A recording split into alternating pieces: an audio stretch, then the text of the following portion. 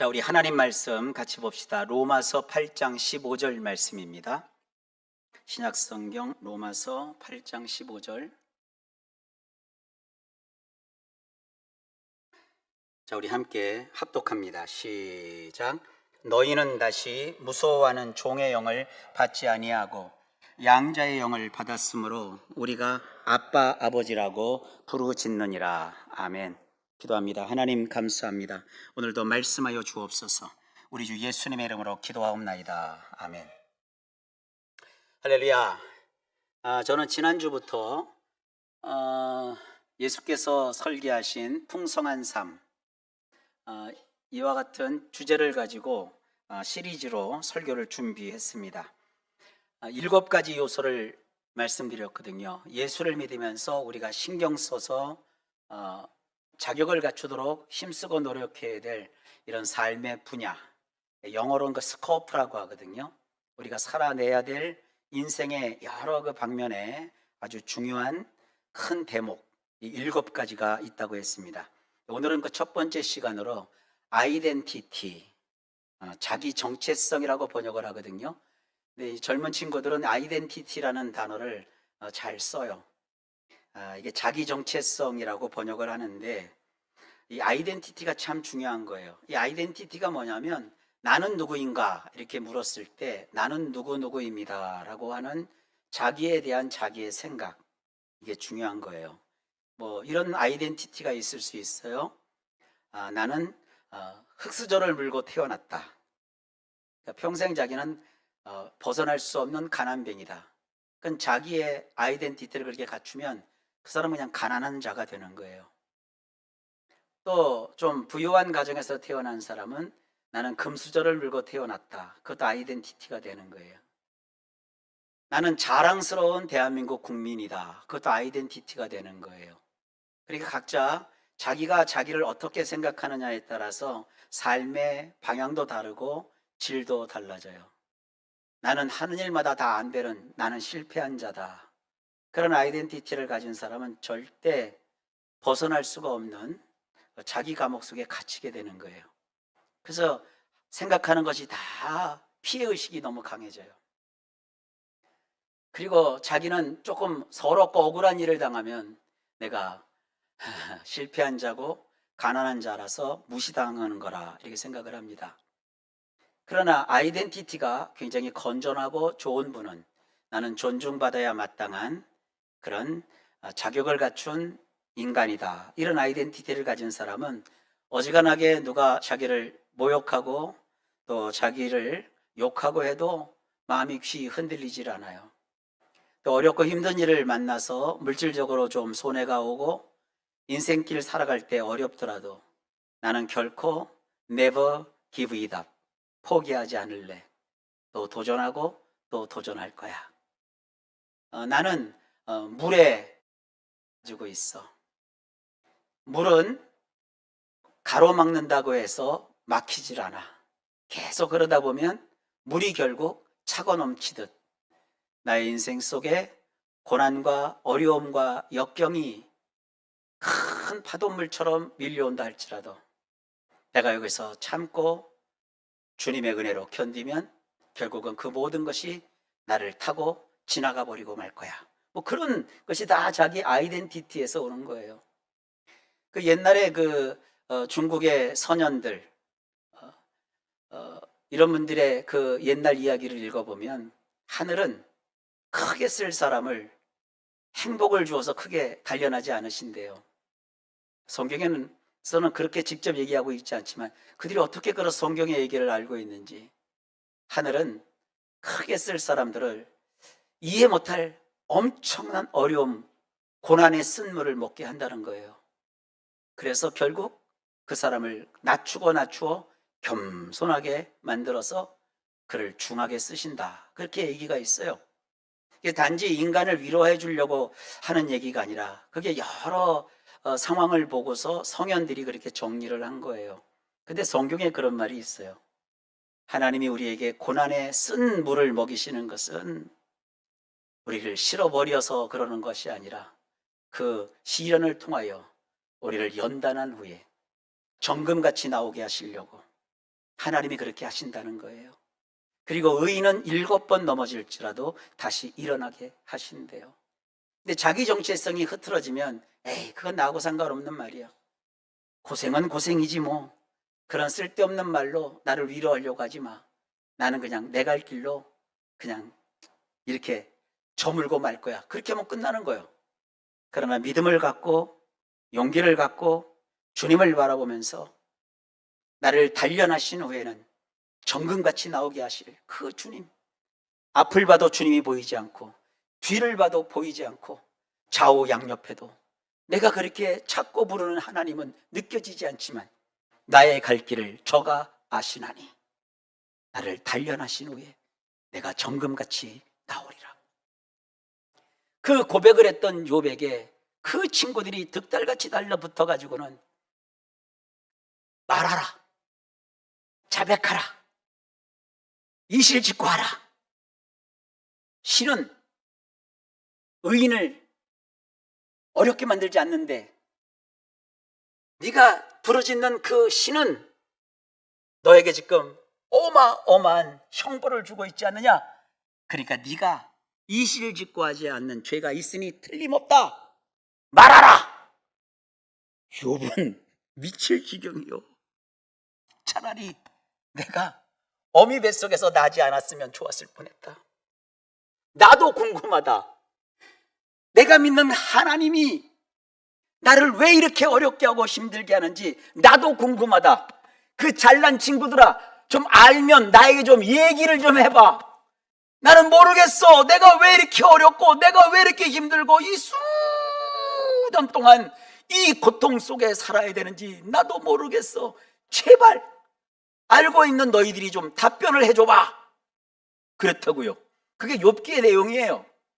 근데 욥을 잘 이해를 못하는 분들은 욥기를 가지고 그냥 욥이 하지도 않은 말 가지고 뭐 어려움 당할 때 말이지 욥이 교만했다 그러고 뭐 그 다 틀린 얘기예요.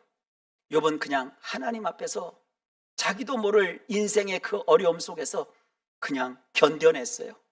제가 오래전에 욥의 기도라는 책을 번역했는데 그 저자는 욥이 당했던 그 고난은 작게는 7년에서 많게는 10여 년의 세월이라고 하더라고요. 그 긴 세월 동안 고난을 겪으면서도 욥의 갈망은 그거예요. 나도 모릅니다, 하나님. 그러나 주님, 나를 좀 한번 만나 주십시오. 그러니까 결국 주님이 욥에게 딱 나타나세요.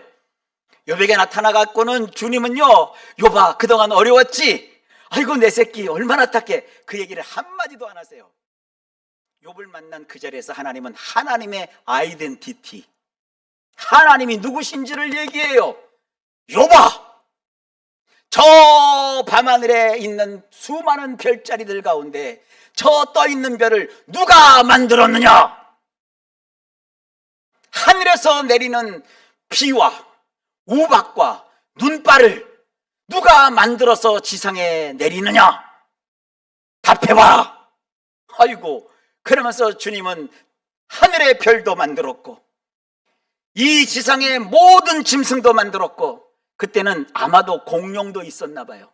우리 성경에는 하마 이런 식으로 표현을 했거든요. 리워야단, 바다의 뱀 이런 걸로 표현했는데 숱한 큰 맹수들, 그거 누가 다 만들었느냐? 주님은 얼마나 주님이 위대하시고 놀라우신 분이신지 욥에게 막 꽝꽝 얘기하세요. 말해봐라. 네가 답해봐라. 네가 알고 있느냐? 하늘의 이치를 네가 알고 있느냐? 이거 다 내가 만들었고 이거 다 내가 주관하고 있고 내가 왕이다. 내가 다 한다. 그런 내가 너를 지금 고난 속에 있게 한 것이다. 그 정도예요. 근데 놀랍죠? 친구들이 와갖고 막 욥에게 실토하라, 이실직고라 하라 그럴 때는 욥이 마음에 상처가 되고 아픔이 되고 막 괴로웠고 차라리 내가 죽었으면 좋겠다 하고 했는데, 하나님이 나타나셔갖고 하나님이 누구신지 하나님의 아이덴티티를 확 보여주니까 욥이 마음이 풀어져요. 그래서 뭐라고 합니까? 전에는 내가 하나님에 대해서 귀로만 들었었더니 이제는 주를 보나이다. 그리고 하나님이 그런 욥을 완전히 회복시켜 주세요. 그러면서 너에게 아픔을 주었고 너에게 말로 실수를 했던 그 친구들은 잘난 말, 옳은 말이 하나도 없다. 그리고 너를 향하여서 정죄했던 그들을 내가 용서하지 않겠다. 그러나 그들이 용서받을 수 있는 길이 하나 있다. 욥, 네가 나에게 예배하면서 그 친구들을 용서해달라고 하면 내가 그 친구들을 용서해 주겠다. 이 영권의 회복이거든요. 그를 어렵게 하고 힘들게 했던 그 친구들을 욥이 용서하는 것이 아니라, 하나님, 내가 비록 그들에게 상처도 받고 힘도 들었지만 그들을 불쌍히 여기시고 용서하여 주십시오. 그러면 들어주시겠다는 거예요. 그리고 욥을 완전히 주께서 회복하신 얘기가 욥기에 쫙 쓰여 있어요. 궁금하시면 오늘 집에 가서 욥기를 읽어보시길 바랍니다. 하나님도 하나님의 아이덴티티를 얼마나 많이 우리에게 얘기하시는지 몰라요. 오늘 본문에 보니까요, 이 바울이라는 분이 로마서를 기록했는데, 이 바울이 로마서를 기록할 당시에 그 로마 사람들은 쉽게 얘기하면 고대 로마 제국 사람들이거든요. 로마 제국의 문화와 로마 제국에 널리 퍼졌던 사회 인식 속에서 바울이 아주 중요한 아이덴티티에 해당하는 두 가지 사례를 끌어서 비교를 해줘요. 너희는 다시 무소하는 종, 그리고 양자. 우리 성경으로 하면은 무소하는 종의 영과 양자의 영을 비교하면서 우리 그리스도인은 어떤 자인지 분명하게 알게 합니다. 이 로마 제국에서 이 종은요, 사실 인간이지만 실질적으로 그 사회에서는 인간 취급을 받지 못했어요. 종이라는 것은요, 그냥 소유물이에요. 주인의 소유물. 그런데 이 종을 가리켜서 바울은 무소하는 종이라고 표현을 합니다. 왜 그랬을까요? 종은 법적으로 인간 혹은 인격을 갖춘 존엄한 존재가 아니에요. 그냥 종은 재산입니다. 주인이 소유하고 있는 주인의 뜻대로 마음대로 처분할 수 있는 그런 존재입니다. 그래서 이 종은 주인의 뜻에 사는 날 동안 절대 충성하고 복종해야 돼요. 종은 아무런 상속권도 없고 자기의 재산을 형성할 수도 없고 그저 주인의 기분이나 상황에 따라 종은 때로 매매에 팔려갈 수도 있고 종을 시장에서 사올 수도 있어요. 그리고 종이 뭘 잘못하면 주인 마음대로 종을 처벌해 볼 수 있어요. 그의 생사여탈권도 주인이 행사합니다. 종이 주인에게 억울하게 당했다고 그 억울하다고 어디 하소연할 길도 없었어요. 종은 인간 취급을 받을 수 없는 존재예요. 인간으로서 가치 존중을 받을 수 없는 그런 존재였어요. 종은 태어나면서부터 종입니다. 스스로 그 종의 신분을 벗어날 길이 없어요. 그저 한 번 종은 영원한 종, 영원한 노예에 불과한 것이 바울이 이 말씀을 기록할 당시에 로마의 풍습이었고 문화였어요. 반면에 양자는 달라요. 양자는 어떤 위치에 있었느냐 하면 로마 법에 있어서 이 양자 제도는 굉장히 특이한 법입니다. 조금 어려운 단어를 제가 쓸 텐데요. 라틴어로 파트리아 포테스타스라는 이런 단어가 있어요. 이걸 이제 우리말로는 부권, 아버지의 어떠한 권한, 뭐 이런 식으로 번역을 해서 쓸 수 있는 단어인데, 이게 뭐냐면 로마라는 그 사회는 기본 단위가 가족이었어요. 파밀리아라고 하거든요. 가족 단위였는데 그 모든 가족의 권한을 그 가족의 최고 우두머리인 가장이 가지고 있었어요. 이 가장이 어느 정도의 권한을 가지고 있었느냐 하면 자기가 낳은 자식, 그리고 자기 집에 두고 있는 종, 노예의 죽고 사는 생살여탈권까지 갖고 있었어요. 우리가 생각하는 부모 자식을 생각하시면 안 돼요. 내가 자식을 낳는데 자식이 병약해요. 나약해요. 성격이 아주 못됐어요. 그 가장, 아버지가 볼 때 별로 마음에 안 들어요. 그러면 그 자식을 산채로 물에 던져서 죽여요. 그래도 돼요. 그게 북권이요. 그게 가장이 가진 엄청난 권한이요. 그걸 파트리아 포테스타스라고 해요. 이게 소위 말하는 아버지가 가지고 있는 어떠한 법적 권한이에요. 자기 자식도 그렇게 막 죽일 수도 있는 것이 로마법이니까 뭐 노예, 종은 그냥 죽여도 상관이 없는 거예요. 이런 상황에서 어떤 사람을 자기의 정식 자녀로 입양하여 양자로 삼는다는 것은 굉장한 의미가 있는 거예요. 어떤 그 아이를 자기의 그 아들로 입양했다는 것은 단순히 그를 돌봐주겠다 하는 것을 넘어서 법적으로 완전히 다른 가정의 그 가장의 권위 속으로 들어갔다라는 신분의 교체를 상징해요. 그래서 가장의 마음에 들은 어떤 아이를 정식 자기의 친자로 받아서 입양을 시키면 그 입양된 그 양자는 자기 친자식과 똑같은 권리와 의무를 가져요.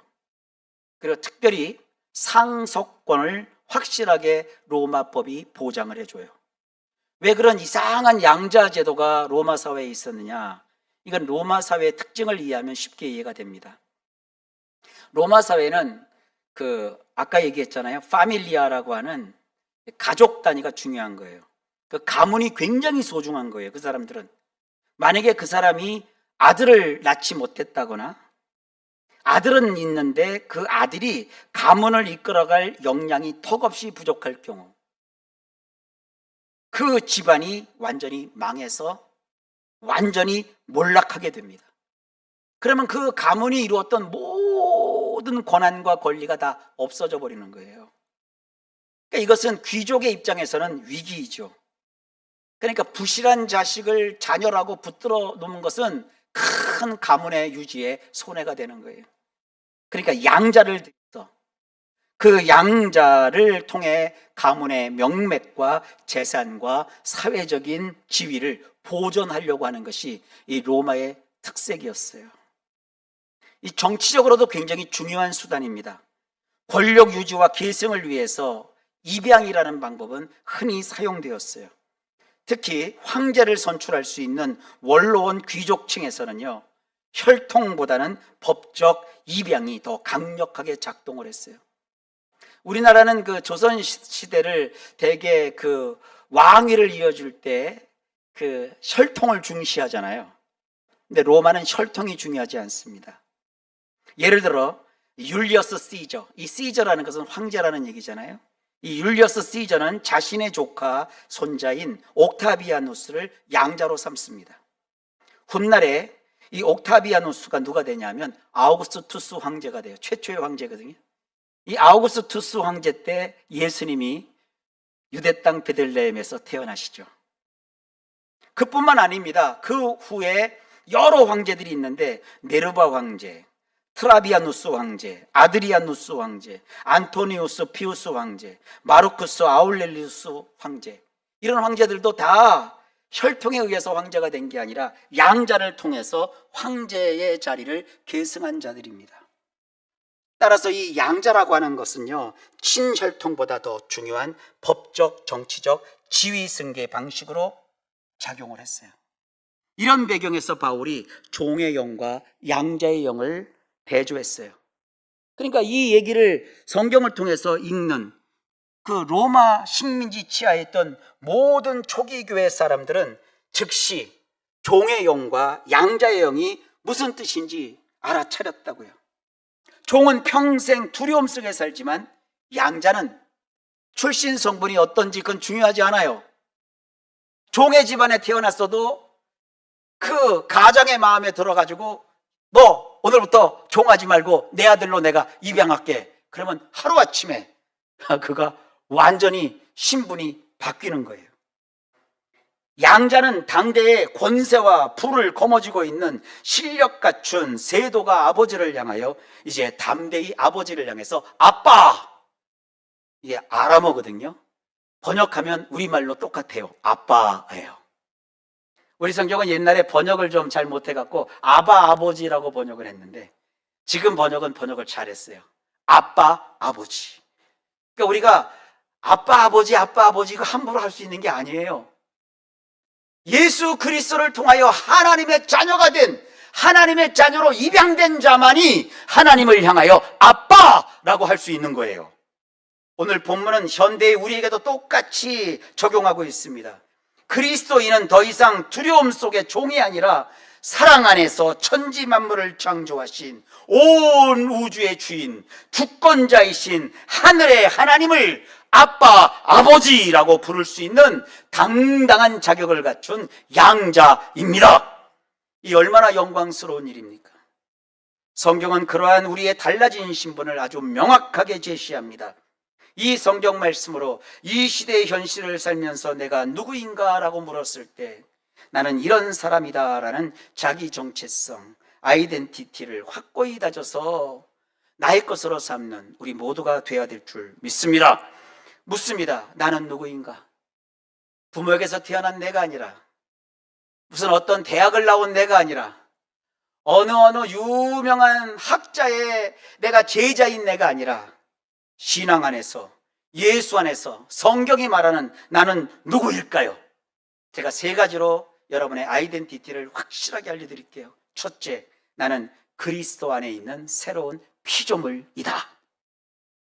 고린도서 5장 17절이 말하고 있습니다. 누구든지 그리스도 안에 있으면 새로운 피조물이라. 이 조건을 잘 보세요. 누구든지예요. 누구든지.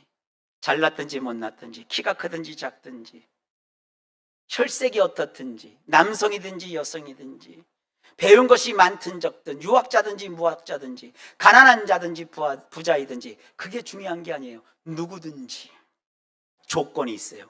그리스도 안에 있으면. 누구라고요? 새로운 피조물이래요. 이 새로운 피조물이라는 것은요, 낡고 낡은 것을 새롭게 수리했다 이런 뜻이 아니에요. 그러니까 예수 믿는다는 것은요, 전에 나의 그 성질머리를 고쳐서 착한 사람 되는 거, 그런 거 아니에요.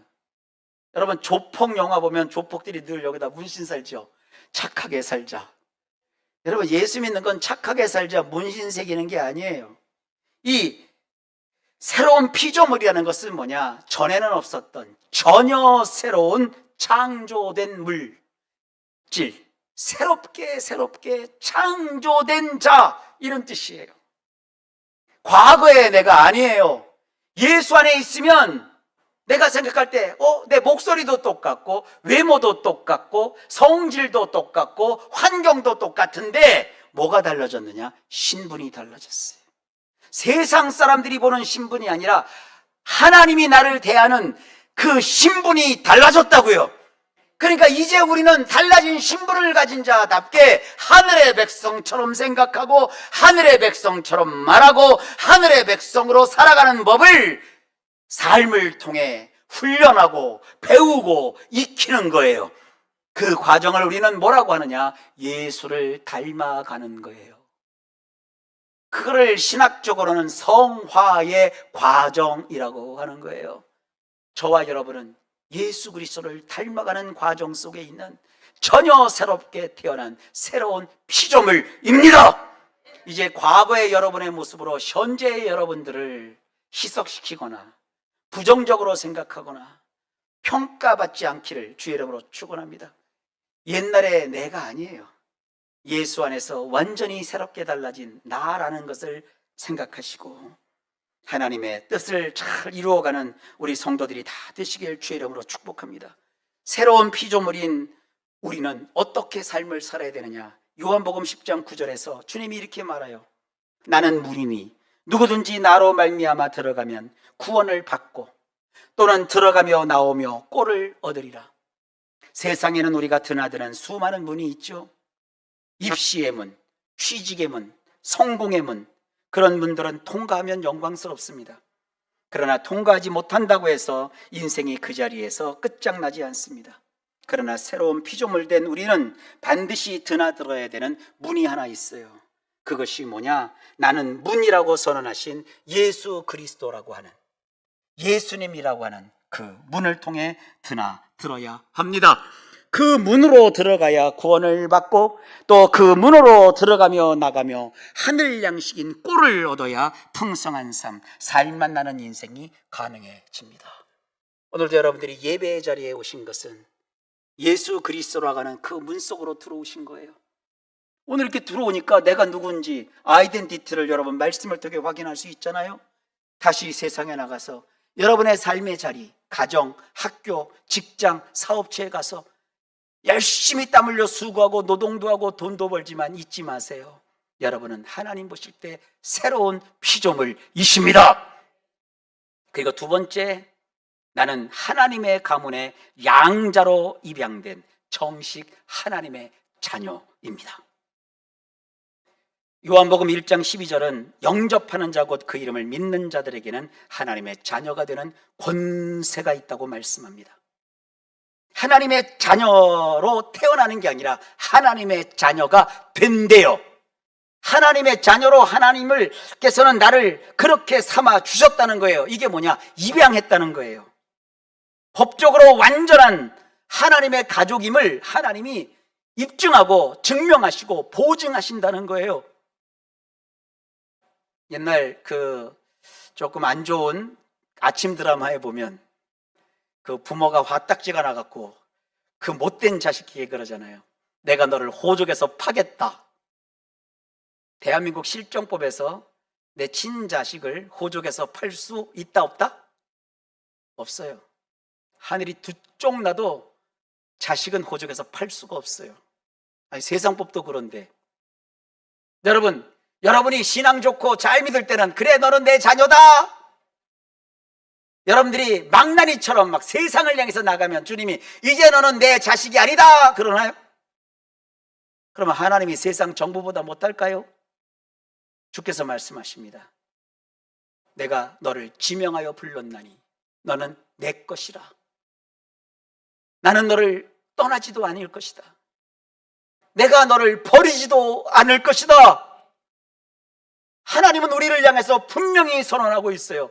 근데 우리의 못된 마음이, 우리의 연약한 심령이 자꾸 하나님한테 내가 하나님이 무슨 전자석입니까? 붙었다 떨어졌다 붙었다 떨어졌다. 아니요. 오늘 이 자리에 아무리 큰 죄를 짓고 혹시 이 자리에 가만히 와 계신다고 해도 하나님 앞에 직고하여서 여러분 내가 잘못했습니다 하나님 이러면 돼요. 그리고 여러분이 잘못돼서 누군가에게 피해를 입혔으면 이제 예수 믿는 그 심정으로 피해를 어떻게 해서든지 내가 최선을 다해서 보상하든지 어떻게 해서든지 내가 거기서 벗어날 수 있도록 인간적으로 힘쓰는 거, 그런 거 좋은 거예요. 그러나 하나님은 결코 나를 떠나지도 않고 버리지도 않는다고 하였습니다. 왜냐하면 나는 정식으로 입양된 하나님의 자녀이기 때문입니다. 그래서 우리는 하나님을 향하여 아빠 아버지라 부를 수 있는 거예요. 여러분은 정말 하나님을 아빠라고 부르고 계십니까? 기도할 때도 아빠 하나님, 도움이 필요할 때도 아빠 하나님, 기쁠 때나 슬플 때나 늘 나와 함께 하시는 그 하늘에 계신 하나님을 향하여 아빠 아버지라 부르고 계십니까? 아빠를 찾으시기를 주의 이름으로 당부합니다. 그리고 세 번째로 나는 하나님이 입혀주신 의롭다라고 여겨주신 칭의의 옷을 입은 의인이라는 확신을 가지시기 바랍니다. 로마서 3장 24절에 기록합니다. 그리스도 예수 안에 있는 속량으로 말미암아, 이 속량은 값을 지불해 주셨다는 뜻이거든요. 값없이 의롭다 하심을 얻었다. 칭의는, 내가 의로워진 것은 우리의 노력의 결과가 아니라 예수님의 십자가에서 뿌린 그 피의 희생이, 그 예수님의 의가 나에게 넘어왔기 때문에 내가 의로운 자로 하나님이 여겨주시는 그러한 칭의의 은총을 입은 거예요. 내가 잘나서 의인이 아닙니다. 하나님이 나를 의롭다고 여겨주신 겁니다. 마귀의 정죄가 더는 나에게 먹히지 않아요. 마귀는 계속 얘기하거든요. 너는 한낱 죄인에 불과하다. 니까진 게 뭔데? 네가 뭐라고 하나님이 네 말을 들어주시겠느냐? 그 마귀가 짓거리는 헛소리예요. 마귀는 결코 하나님의 자녀인 우리를 단죄하지 못합니다. 마귀는 때로 우리를 공격할 수는 있지만 마귀의 공격이 우리에게 미치지 못합니다. 하나님은 나의 죄를 용서하셨고 나의 죄값을 예수님의 십자가로 말미암아 다 치루어 주셨고, 연약하고 연약한 나를 향하여 하나님께서는 이미 판결문에 너는 의롭다라고 판시를 해 놓으셨어요. 죄가 없어서 의인이 아니라 죄를 씻어 하나님이 없애주셨기 때문에 우리는 의인이 된 것입니다. 죄값을 다 치른 죄인이라서 이제 더는 하나님이 나를 죄인이라고 부르지 않고 의롭다 하심을 얻은 의인이라고 불러주십니다. 그래서 이것을 신학에서는 칭할 칭, 의로울 의, 그래서 칭의라고 합니다. 그러니까 자꾸 쓸데없이 죄책감에 사로잡히지 마시고 정죄함에서 해방되어 하나님의 자녀된 그 신분으로 하나님 앞에 당당히 서는 여러분 되시기를 바랍니다. 로마서 5장 8절입니다. 우리가 아직 죄인 되었을 때에 그리스도께서 우리를 위하여 죽으심으로 하나님께서 우리에게 대한 자기의 사랑을 확증하셨느니라. 나의 아이덴티티, 나는 새로운 피조물이다. 나는 하나님의 정식 자녀이다. 하나님 보실 때 나는 의롭다 여김을 받은 의인이다. 이 생각을 확 가지시고 이 거칠고 험한 세상 살아갈 때 흔들거림 없이 오직 하나님만 의지하고 예수님 이름으로 당당히 살아내시는 우리 성도들 다 되시길 주의 이름으로 축복합니다. 기도합니다. 하나님 감사합니다. 내가 누구인지 오늘 말씀을 통해 다시 한번 알려주시니 감사합니다. 전혀 달라진 새로운 피조물, 나는 정식 입양된 하나님의 자녀, 그리고 나는 멸망받을 죄인이 아니라 그 의로 거듭난 하나님의 자녀가 된 하나님의 세우신 그 놀라운 언약을 따라 의롭다 여김을 받은 의인인 것을 감사합니다. 우리 성도들이 생활을 살면서 이걸 늘 기억하며 하나님 안에서 잘 인생을 살아내도록 주여 도와 주옵소서. 예수님 이름으로 간절히 기도하옵나이다. 아멘.